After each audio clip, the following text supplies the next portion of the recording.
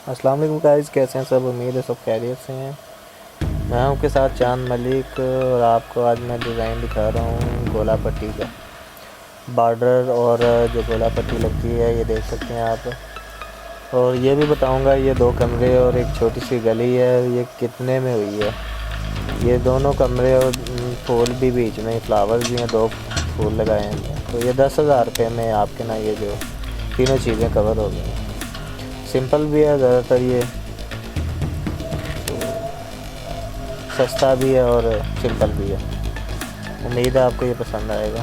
ये देख सकते हैं 4 इंच का ये जो कार्नर लगाई हुई है बॉर्डर, और जो पट्टी है वो 2 इंच की है जो उसकी आगे है, फुट जगह छोड़ के जो हमने लगाई हुई है।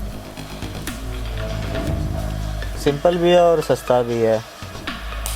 ठीक है, तो चलो मैं चलता हूँ, फिर मिलते हैं अगली वीडियो में। तब तक के लिए अल्लाह हाफिज़। अगर वीडियो पसंद आए तो प्लीज़ इसे लाइक कर दीजिएगा, हमारे चैनल को सब्सक्राइब कर लीजिए ताकि आने वाली न्यू वीडियो आपको हासिल हो सके।